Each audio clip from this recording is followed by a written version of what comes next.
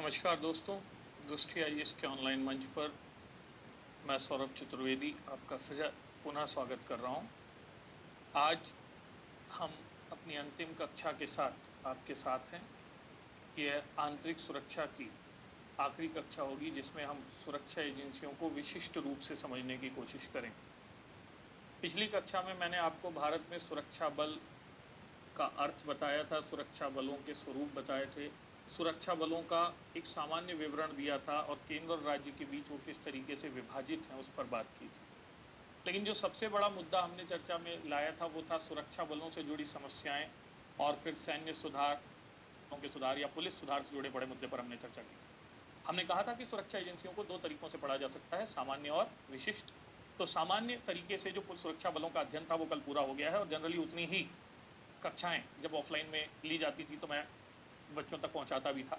लेकिन अब जब मौका है और ऑनलाइन में परिस्थितियां हैं आपसे और आगे जुड़ने की, तो आज मैं एक एक्स्ट्रा क्लास आपके साथ शेयर कर रहा हूं जिसके अंतर्गत हम हमारे सुरक्षा बलों के इतिहास को, कार्य को, वर्तमान को तथ्यात्मक रूप से समझने की कोशिश करेंगे। इस क्रम में बहुत सारे फैक्ट्स पर चर्चा होगी जिनको आप मुखरता से नोट करते चलें, स्पष्टता से नोट करते चलें। और आज की क्लास प्रीलिम्स के पर्सपेक्टिव से केंद्रित है, फोकस्ड है, इसको आप ध्यान रखेंगे। तो हम एक एक करके हमारे सुरक्षा बलों पर, सिक्योरिटी एजेंसीज पर चर्चा की अब शुरुआत करते हैं। और सुरक्षा बलों के अंतर्गत सैन्य बलों पर हम सबसे पहले बात करेंगे, डिफेंस फोर्सेस। और हमारे सैन्य बलों का वर्गीकरण थल सेना, वायुसेना और जल सेना, इन तीन हिस्सों में किया गया है। ठीक है, जब आप इन सैन्य बलों के अध्ययन को देखते हैं तो कुछ आधार हैं जिन पर हम इनको पढ़ सकते हैं, जैसे इनके गठन और इतिहास पर चर्चा की जानी चाहिए कि ये कब बने, क्या काम करते हैं। ठीक है, गठन और इतिहास के बीच के बाद इनके नारे पर चर्चा की जानी चाहिए कि ये कौन से सिंबल को रखते हैं, किस स्लोगन को ये अपनाते हैं। लेवल पर यदि हम बात करें तो इनकी क्षमता या कैपेसिटी पर बात की जानी चाहिए कि ये किस स्थिति में इनके पास कौन कौन सी क्षमताएं हैं। ठीक, और यदि हम बात करें तो फिर इनके कार्यों पर चर्चा होनी चाहिए। लेवल पर हम इनके विशेष योगदान या इनके बारे में जो विशेष बातें हैं उनको ध्यान में रख सकते हैं। तो अब हम अलग अलग तरीकों से तीनों सेनाओं पर चर्चा करने की बात करते हैं। पहले हम चर्चा करें थल सेना की। तो भारत में थल सेना का इतिहास ईस्ट इंडिया कंपनी से जुड़ता है। लगभग 1600 के बाद जब वो आए थे तो लगभग 1612 के आसपास से थल सेना जो है वो फैक्ट्रियों की सुरक्षा के साथ जुड़कर काम करती थी। ब्रिटिश इंडियन आर्मी का नाम दिया गया 1895, ये याद रखिएगा। In 1895 it is named as British Indian army. और 1947 में इसे इंडियन आर्मी कहा जाने लगा, ये आप याद रखिए। ठीक है, और इसी इंडियन आर्मी का 15 जनवरी को हम थल सेना दिवस मनाते हैं। बहुत लंबा इतिहास है, सिर्फ 2-3 पॉइंट में याद रखिए। वायुसेना की यदि हम बात करें तो इसे 1932 में गठित माना जाता है। जब हिटलर का संकट, जर्मनी का संकट धीरे धीरे गहराने की स्थितियां बन रही थी तो ब्रिटिशर्स ने भारतीय वायु क्षेत्र की सुरक्षा के लिए भी सेना की बात की। इस समय ये चूंकि रानी की सेना होती थी इसलिए इसे रॉयल इंडियन एयरफोर्स कहा जाता था। ध्यान रखिएगा कि 1904 के आसपास से तो हवाई जहाज बने ही थे। फर्स्ट वर्ल्ड वॉर में इतनी ज्यादा लड़ाई एयरफोर्स उस स्ट्राइक पर थी नहीं, वो तो सेकेंड वर्ल्ड वॉर ने वायु को युद्ध का क्षेत्र बनाया था। ठीक है, तो 1932 में गठित हुई, इसे रॉयल इंडियन एयरफोर्स कहा जाता था। ठीक, 1950 में फिर इसका नाम इंडियन एयरफोर्स रखा गया। आजादी के बाद इंडियन एयरफोर्स के नाम से जानी जाती है, ये आपको ध्यान में रखना है। और हम 8 अक्टूबर एयरफोर्स डे मनाते हैं। सबसे लंबा इतिहास यदि किसी सेना का दिखता है तो वो दिखता है हमारी नेवी का, ये याद रखिएगा, ठीक है। और 1608 में सूरत में फैक्ट्री बनाने के बाद से हमारे यहाँ नेवी यानी जल सेना की स्थितियां बनने लगी थी। ये यही नेवी थी जो दोहरे काम करती थी, एक फैक्ट्रियों की रक्षा, सूरत, कालीकट, मछलीपट्टनम, और दूसरा विदेशी कंपनियों से लड़ाई, भाई पुर्तगालियों से लड़ाई, डचों से लड़ाई, तो पुर्तगालियों और डचों से लड़ने की बात है। धीरे अरेबियन सी में इनका प्रेजेंस बढ़ा, जहां ये फैक्ट्री, बंदरगाह के साथ समुद्री डकैतों से रक्षा के काम से जुड़ती गई, ठीक है। इसके नाम लगातार बदलते रहेंगे, ठीक है, यानी जो नाम रहेंगे वो धीरे धीरे चेंज होते रहेंगे। खंबात की खाड़ी में पहला स्क्वाड्रन बुलाया गया था जब समुद्री डकैतों का संकट हुआ था। मुंबई मरीन, ये नाम नौसेना का बहुत फेमस हुआ। आपको पता होगा कि 1661 में बम्बई दहेज में मिला, और फिर इसी बम्बई को 1668 में 1668 में ईस्ट इंडिया कंपनी को पट्टे पर या लीज पर दे दिया गया। 1686 में बम्बई मरीन नामक संगठन बनता है। इसका नाम आपको याद रखना है, जो पुर्तगाली, डचों से लड़ाई, मराठों से लड़ाई, डाकुओं से लड़ाई, ये सारे काम करता है, ठीक है। 1830 में मैजेस्टी इंडियन नेवी इस नाम से ये सामने आती है। हर मैजेस्टी मतलब क्वीन की, हर मैजेस्टी इंडियन नेवी के नाम से सामने आती है। ये सब याद ना भी रहे तो आप भूल जाना, आप सीधे वो 1895 जैसे ब्रिटिश इंडियन आर्मी है तो 1892 का ईयर याद रखिएगा, ये इंपॉर्टेंट है। 1892 में से रॉयल इंडियन मरीन का नाम लिया गया था, इंडियन मरीन, इस नाम से इसे पहचाना गया, ठीक है। और फिर आज़ादी के बाद इसे फिर इंडियन मरीन के नाम से जाना जाता है, रॉयल शब्द हटा दिया जाता है, now they are known with Indian marine. और 4 दिसंबर को हम नौसेना दिवस मनाते हैं। दूसरे हिस्से पर चलते हैं जहां हम प्रतीक, अच्छा एक प्रमुख भी ले लो, प्रमुख, प्रतीक और नारे, इस पर चर्चा करते हैं। देखिए, सेना का प्रमुख जनरल कहलाता है, और जनरल सेना में 4 स्टार वाला अधिकारी होता है। लेकिन हमारे यहाँ जनरल से आगे भी एक नाम दिया गया है जिसका नाम है फील्ड मार्शल, जो मुझे समझ आया पढ़ के वो मैं आपको बता रहा हूँ। और ये फील्ड मार्शल जो है ये 5 स्टार वाला, हालांकि 4 स्टार वाला थल सेना प्रमुख बन जाता है, लेकिन जनरल करियप्पा और जनरल मानेकशॉ, ये 2 लोग हैं जिन्हें फील्ड मार्शल कहा जाता था। तो ये प्रमुख के तौर पर देखे जाते हैं, ये याद रखना है। वर्तमान में 4 स्टार जनरल ही है, थल सेना प्रमुख के तौर पर हैं, और उनका नाम है मनोज मुकुंद नरवाणे। मनोज मुकुंद नरवणे। प्रतीक तो चित्र में ही बहुत अच्छे से दिख सकता है, लेकिन फिर भी यदि मैं बना पाऊँ तो मैं ये कह रहा हूँ कि ऐसी 2 तलवारों के बीच, 2 सोर्ड्स के बीच यहाँ अशोक चक्र रखा हुआ है, यही हमारी थल सेना का प्रतीक होता है, 2 तलवारों के बीच रखा हुआ अशोक चक्र, ठीक। और इनका जो नारा लिया जाता है, जिस स्लोगन का थल सेना के द्वारा प्रयोग किया जाता है, वो है service before self.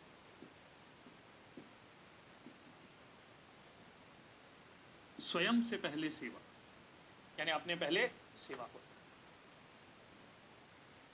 Before self, याद रहेगा। और प्रतीक में ही कलर्स की बात की जाती है, तो जो पट्टी थल सेना के साथ लगती है वो ट्राई कलर पट्टी है, गोल्डन, रेड एंड ब्लैक।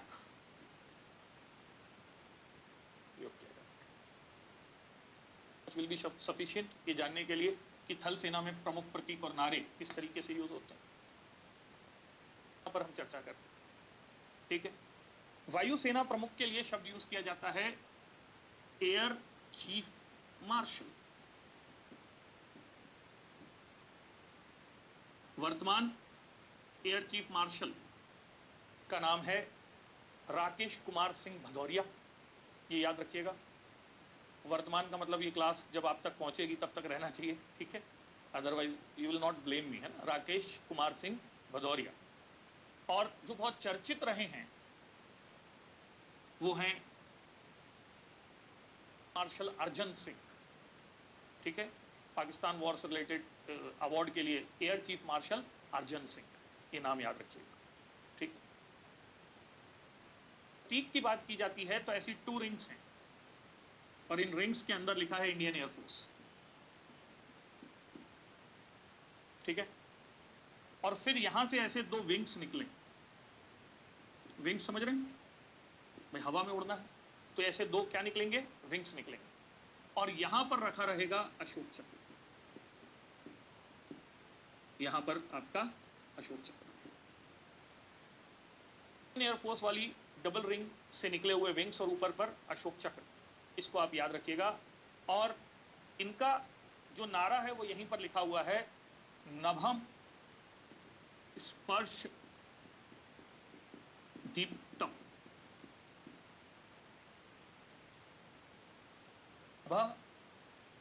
स्पर्श दीप्तम, जिसका अंग्रेजी में मतलब होता है touch the sky with glory, touch the sky with glory, गर्व के साथ आसमान को छूना, ठीक है। डार्क ब्लू, लाइट ब्लू और व्हाइट, ये पट्टी थल सेना की, वायुसेना की वेशभूषा में आपको नजर आती है। तो ये हमने बात की किसके बारे में, वायुसेना के बारे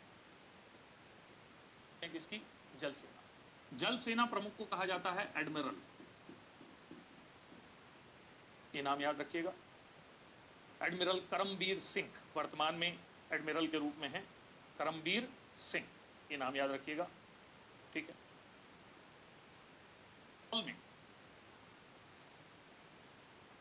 जो आप जब कभी आप नेवी के म्यूजियम वगैरह में जाएंगे तो एक लंगर जैसा नजर आता है, ऐसे ये समुद्र में प्रयोग किया जाता है, हैंगर जैसा, त्रिशूल जैसा।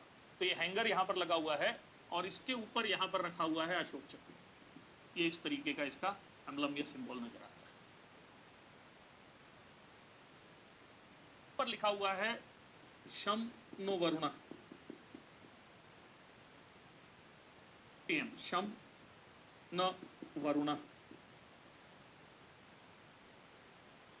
और शम न वरुणा का मतलब है कि जल के देवता की कृपा हम पर हो। अंग्रेजी में कहते हैं मे the Lord of water B auspicious towards us, may the Lord of water B auspicious towards us, जल के देवता की कृपा हम पर बनी रहे। Navy blue and white,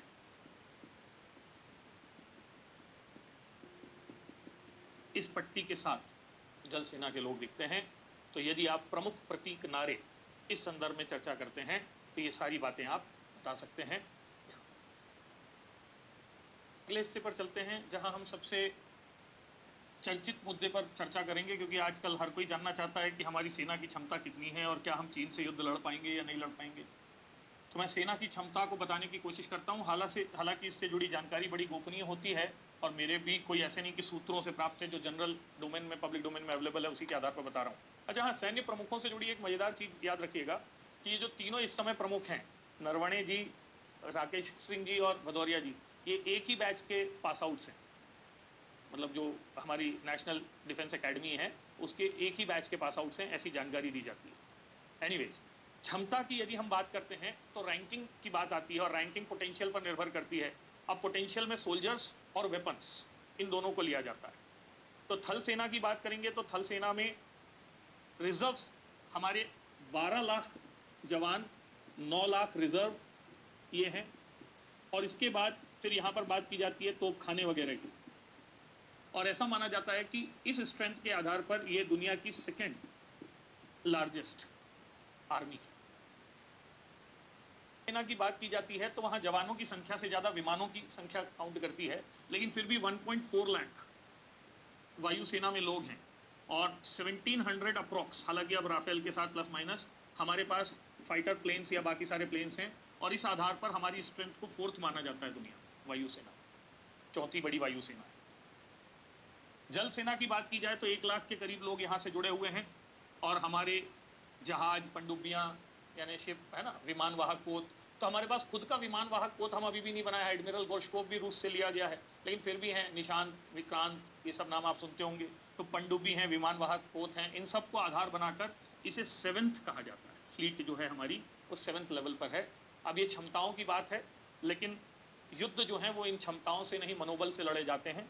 Napoleon से लेकर आज तक जो युद्धों में जीत रही है वो सेना की संख्या से नहीं, सैनिकों के मनोबल से तय हुई है। वरना बाबर छोटी सी सेना के साथ नहीं जीतता, या अब्दाली मराठा सेना को हरा नहीं पाता। इतिहास में ऐसे बहुत सारे उदाहरण हैं जहाँ छोटी सी सेना ने बड़े युद्ध जीते हैं। तो भले ही हम चीन से थल सेना में, वायुसेना में, नौसेना में स्थितियों में और देखें, लेकिन मनोबल की स्थिति में हमारे सैनिक बेहतर हैं। ये जी न्यूज़ में आ रहा है इसलिए मैं नहीं कह रहा हूँ, ये कहा जा रहा है कि भारतीय सैनिकों में देश के लिए लड़ने का जज्बा चीनी सेना से ज़्यादा है। अब उसके कई तर्क दिए जाते हैं, हालांकि मुझे नहीं लगता कि ऐसी कोई स्थितियां बननी चाहिए जिसमें युद्ध में हमको जाना पड़े, क्योंकि अंततः युद्ध में नुकसान सभी का होता है। अब इस क्षमता के बाद कार्यों पर यदि हम चर्चा कर लें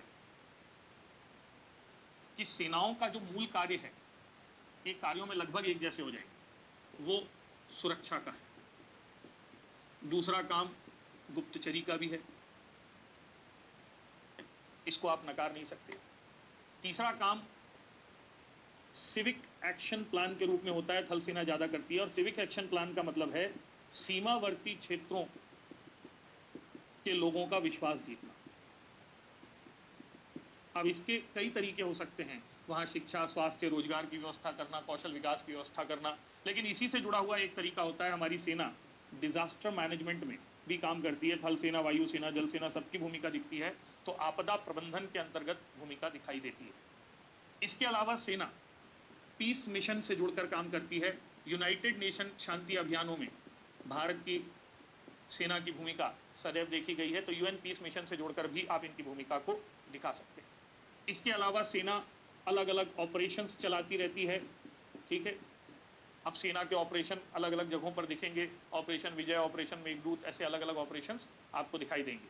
तो थल सेना अपने जम्मू लैंड वाले इलाके में, अब वायुसेना की स्ट्राइक हमने देखी थी, गोवा की मुक्ति के दौरान वायुसेना की स्ट्राइक देखी, मिजोरम में रिकैप्चर के दौरान हमने एयर स्ट्राइक को देखा था, ठीक है। जो हमारी नौसेना है वो तो अफीम युद्ध से लेकर विश्व युद्धों तक, और विश्व युद्धों के बाद, स्वतंत्रता के बाद बांग्लादेश युद्ध तक हमने हमारे नौसेना की फ्लीट्स की भूमिका को देखा है। और ऑपरेशंस के अलावा यदि इसके आगे ले जाया जाए तो हमारी सेना के कार्यों में ही होता है युद्धाभ्यास। ये दूसरे देशों के साथ मिलकर, आपस में मिलकर युद्धाभ्यास करती रहती है। तो मुझे लगता है कि कभी भी सेना के कार्य आते हैं तो आप इनको ले सकते हैं, ठीक है। इसके अलावा तीनों सेनाओं में ध्यान से सुनना, इसके बारे में शायद आप सैनिकों को लेकर कुछ स्पेशलाइज्ड कमांडोज बनाए जाते हैं, स्पेशल कमांडोज। और स्पेशल कमांडोज, ये शब्द हमारी फिल्मों से बहुत प्रचलित हुआ, हॉलीवुड की, जिसमें अमेरिका के स्पेशल कमांडोज को कहा जाता है सील कमांडोज। तो हमारे यहाँ भी थल सेना, जल सेना, वायु सेना के अपने अपने स्पेशलाइज्ड कमांडोज होते हैं। जैसे थल सेना के स्पेशलाइज्ड कमांडोज को हम पैरा कमांडो कहते हैं, ये नाम याद रखना, ये चुने हुए विशेष कमांडो होते हैं, पैरा कमांडो। वायु सेना में जो होते हैं इनको हम गरुड़ कमांडोज कहते हैं। और जल सेना में जो है उनके लिए मार्कुस नाम रखा गया है। तो मार्कुस के बारे में कुछ लोग कहते हैं ये दाढ़ी रखते हैं हमेशा, जैसे वो जो प्रधानमंत्री की सुरक्षा वाले हैं एसपीजी, वो हमेशा काला चश्मा पहनते हैं, तो उन कई चीज़ों की पहचान। तो मार्कुस जो है ये दाढ़ी रखने के लिए जाने जाते हैं, ये स्पेशल कमांडोज के नाम हैं। और जो मैंने बताया है कि योगदान है, थल सेना के योगदान को आप हमारे 62 के युद्ध, 65 के युद्ध, 71 के युद्ध, कारगिल वॉर, इन सब से जोड़कर रख सकते हैं। और उसके अलावा पाकिस्तान चीन बाउंड्री की सुरक्षा जो है, वायुसेना की भूमिका में गोवा मुक्ति का जो अभियान है, या फिर इन सारे युद्धों को भी रख सकते हैं, 62, 65, 71 के युद्धों को रख सकते हैं, गोवा मुक्ति अभियान, मिजोरम मुक्ति अभियान को रख सकते हैं। और जल सेना की भूमिका भी तो विशेष योगदान के अंतर्गत आ जाएगा। तो मुझे लगता है कि सेना के बारे में इतनी सारी बातें इंडिपेंडेंटली यदि पढ़ी जाएँ तो ये पर्याप्त है। अब यहीं से सैन्य बलों की समस्याओं पर बात की जा सकती है, जिस पर हमने पिछली क्लास में चर्चा की थी, और फिर समस्याओं से जुड़े सुधार पर बात की जा सकती है, और वर्तमान में सैन्य बलों से जुड़े 3 सुधारों पर सबसे ज़्यादा चर्चा हो रही है। हम एक एक करके उन सुधारों को समझने की कोशिश करते हैं कि सैन्य बलों से जुड़े ये सुधार कौन कौन से हैं। पहला सुधार है इंटीग्रेटेड बैटल ग्रुप, एकीकृत युद्धक समूह। ये क्या है इंटीग्रेटेड बैटल ग्रुप या एकीकृत युद्धक समूह? ऐसा माना जाता है कि हमारी सेना जो है वो शांति काल में, ठीक है, ऑन-टोज सामान्य तौर पर स्थितियां नहीं होती हैं और सेना को गैदर होकर लड़ने की स्थिति में आने में थोड़ा सा टाइम लग जाता है। अब 2001 में जब हमारी संसद पर हमला हुआ और लगभग ये स्थितियां बन गई कि अब हम पाकिस्तान पर हमला करेंगे, तो हमला करने के लिए सेना को संगठित कर समय पर तैयार करने के लिए एक विचार दिया गया और उस विचार का नाम था कोल्ड स्टार्ट डॉक्ट्रिन। 2001 में ये डॉक्ट्रिन का विचार आया था। हालांकि सेना के डॉक्ट्रिन आसानी से माने नहीं जाते हैं, लेकिन 2017 में सैन्य प्रमुख ने माना कि हाँ, हम इस विचार पर काम करते हैं। और कोल्ड स्टार्ट डॉक्ट्रिन का मतलब था कि हम समय में तैयार होकर सर्जिकल स्ट्राइक कर सकते, gather fast and can do the surgical strike. ठीक है, हम कम समय में इकट्ठा होकर दुश्मन के क्षेत्र में घुसकर त्वरित कार्यवाही कर सकते हैं। इसको कहा गया कोल्ड स्टार्ट डॉक्ट्रिन का विचार। ठीक है, इस विचार को मूर्त रूप देने के लिए किताबों में बहुत घुमा घुमा कर लिखा रहता है, आप ऐसे समझिए, यानी साकार करने के लिए जो बनाया गया उसे कहा गया integrated battle group. Integrated battle group का उद्देश्य है सैन्य बलों को रूप से तैयार होने की स्थितियों में लाना, हमारे सैन्य बलों की आक्रामक क्षमता या आक्रमण क्षमता आना, अटैकिंग कैपेबिलिटी को बढ़ाना, अटैकिंग, और इनके माध्यम से अब अटैकिंग के साथ डिफेंस कैपेबिलिटी, सुरक्षात्मक क्षमता को भी बढ़ाना। और इसी को आधार बनाकर यह तय किया गया कि हमारी तीनों सेनाओं, इंटीग्रेटेड मतलब एकीकृत है, ठीक है, तो हमारी तीनों सेनाओं को एक साथ लाकर तीनों सेनाओं को 48 घंटे के अंतर्गत गैदर करके 12 से 48 घंटे के अंतर्गत संगठित करके हम दुश्मन के क्षेत्रों की पहचान कर वहां कार्यवाही कर सकते हैं। तो युद्ध में बेहतर प्रदर्शन के लिए, दुश्मन पर तुरंत आक्रमण करने के लिए इंटीग्रेटेड बैटल ग्रुप के गठन का निर्णय हमारी सरकार ने लिया है। ये इंटीग्रेटेड बैटल ग्रुप दो हिस्सों में बटेगा। हम होगा वाहिनी, ठीक है ना, ये इंटीग्रेटेड बैटल ग्रुप जो होगा वो इन उद्देश्यों के लिए काम करेगा और ये इंटीग्रेटेड बैटल ग्रुप दो हिस्सों में बटेगा। एक का नाम होगा कमांड और दूसरे का नाम होगा वाहिनी। कमांड जो है वो स्टैटिक समूह होगा जो स्थिर रहकर काम करेगा। वाहिनी जो होगा वो डायनेमिक समूह होगा। डायनेमिक मतलब वो चलित समूह होगा, वो अलग अलग जगहों पर जाकर काम करेगा। ठीक, तो कमांड और वाहिनी के रूप में इंटीग्रेटेड बैटल ग्रुप्स बनेंगे जो जल, स्थल, वायु से जुड़े खतरों को थामने का काम करेंगे या जल, स्थल, वायु से जुड़ी हमारी मारक क्षमता को बढ़ाने के लिए काम करेंगे। इंटीग्रेटेड बैटल ग्रुप के आने के बाद ऐसा कहा जा रहा है सेना की सप्लाई चेन स्ट्रांग होगी। इंटीग्रेटेड बैटल ग्रुप के आने के बाद ये कहा जा रहा है कि सेना में कोऑर्डिनेशन आसान होगा और इंटीग्रेटेड बैटल ग्रुप में आने के बाद तीनों सेनाओं के मिलजुल कर काम करने की क्षमता बढ़ेगी। तो इंटीग्रेटेड बैटल ग्रुप, एकीकृत युद्धक समूह का विचार सैन्य सुधार का महत्वपूर्ण हिस्सा है, ऐसा प्रश्न आ सकता है। ठीक है, दूसरा हिस्सा जो सैन्य सुधारों में है उसे कहा जा रहा है इंटीग्रेटेड थिएटर कमांड, एकीकृत थिएटर कमांड। अब ये याद रखिएगा, ये विचार कोई नया नहीं। स्थान पर सेना के स्थान पर तीनों सेनाओं को एकत्रित रूप में रखने का विचार है इंटीग्रेटेड थिएटर कमांड। 2001 में यह विचार आया था और अंडमान एंड निकोबार में भारत की पहली इंटीग्रेटेड थिएटर कमांड बनाई भी गई थी। इस इंटीग्रेटेड थिएटर कमांड का आधार एक प्रमुख होता है और यह प्रमुख किसी सेना विशेष से जुड़ा हुआ नहीं होता। यह तीनों सेनाओं का सामूहिक प्रमुख है। यह सामूहिक प्रमुख के रूप में ग्रुप लीडर के रूप में तीनों सैन्य बलों के लोगों को अपने अनुसार निर्देशित करने के लिए, अपने अनुसार काम करने के लिए आगे लेकर जा सकता है। लेकिन हुआ ये, मतलब इसका उद्देश्य ये रखा गया था कि हम तीनों सेनाओं के संसाधनों का समेकित प्रयोग कर सके, we can integrate the resources of all three. लेकिन ये जो विचार था ये फेल हो गया, क्योंकि राजनीति और प्रशासन ने इसको बहुत प्रभावी तौर पर लागू नहीं किया, खाना पूर्ति की, और तीनों सेनाओं के बीच खींचतान होती रही, फिर पर्यावरणीय मुद्दों पर लड़ाई होती रही, और अंडमान और निकोबार का ये विचार, जो इंटीग्रेटेड थिएटर कमांड का विचार था, वो फेल हो गया। और फेल होने के पीछे कारण ये कहा गया कि जो मिलिट्री रूल्स हैं या मिलिट्री पर्सनल्स के जो रूल्स और रेगुलेशंस हैं वो इसके अनुरूप नहीं है। तो हमारी सरकार ने 2018 में, ध्यान से सुनिएगा, ने 2018 में तीनों सेनाओं के लिए जो अलग अलग नियमावली होती है,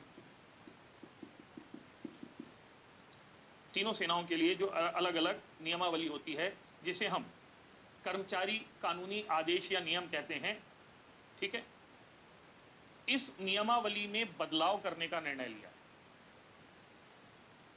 और इस बदलाव के बाद तीनों सेनाओं की सिंगल कमांड आसान हो जाएगी, और ऐसे में इंटीग्रेटेड थिएटर कमांड को चलाना आसान हो जाएगा, क्योंकि जब बॉस यानी कमांड का प्रमुख आदेशित करेगा तो तीनों सैन्य बल के कर्मचारी और अधिकारी उसके आदेश की अवहेलना नहीं कर पाएंगे। तो 2018 में कर्मचारी सांविधिक नियम और आदेश बदलाव के द्वारा, या तीनों सेनाओं के कर्मचारियों की नियमावली में बदलाव के द्वारा इंटीग्रेटेड थिएटर कमांड का विचार लाया गया है। ऐसा कहा जा रहा है कि इंटीग्रेटेड थिएटर कमांड आने के बाद फायदे समझ लीजिएगा, वही मेन है, संसाधनों का संयुक्त प्रयोग हो सकेगा, क्षमताओं का संयुक्त प्रयोग हो सकेगा। सबसे बड़ी बात जो होगी वो ये होगी कि सेना के लिए जब एसेट बिल्डिंग की जाती है, परिसंपत्ति का जो अर्जन किया जाता है, वो बेहतर तरीके से किया जा सकेगा, एसेट क्रिएशन बेहतर तरीके से किया जा सकेगा, ठीक। और आदेशों को मान्य, आदेश की एकता, यूनिटी ऑफ कमांड की स्थिति बनेगी, जो तीनों सेनाओं के लिए बहुत ज़रूरी है, या सेना में काम करने के लिए ज़रूरी है। और इसी विचार को फिर आगे ले जाकर एक तीसरा प्रयास सैन्य बलों में सुधार का किया गया है, जिसे चीफ ऑफ डिफेंस स्टाफ का पद कहा जा रहा है, ठीक है। अभी याद रखिएगा कि यहाँ पर जो सैन्य प्रमुख होता था वो किसी भी सेना का हो सकता था, और तीनों सेनाओं की वो जो उस जगह कमांड है उसको कंट्रोल करता था। लेकिन यहाँ पर जो आपका इंटीग्रेटेड थिएटर कमांड वाला था वो टेम्परेरी प्रमुख होता था तीनों सेनाओं का। मतलब टेम्परेरी का मतलब है कि वो तीनों सेनाओं को उस जगह बस पर कमांड कर रहा है। लेकिन जो नया विचार या 2018 में जो नियुक्ति हुई है उसका नाम है परमानेंट चेयरमैन,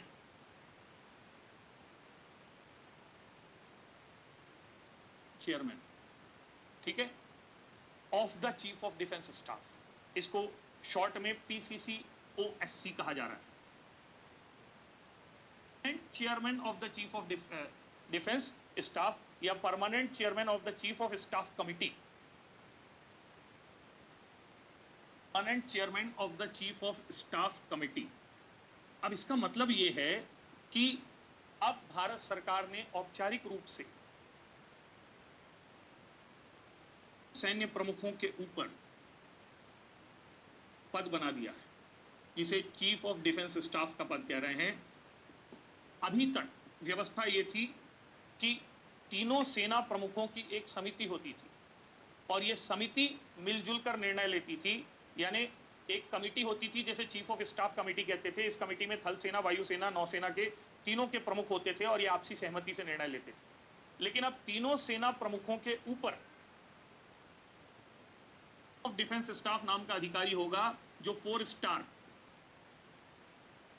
होगा, या फिर ये इक्वलेंट कम से कम होगा तीनों सेना प्रमुखों की। ये तीनों सेना प्रमुखों का इक्वलेंट होते हुए भी उनके बॉस की तरह या उनके कोऑर्डिनेटर की तरह काम करेगा।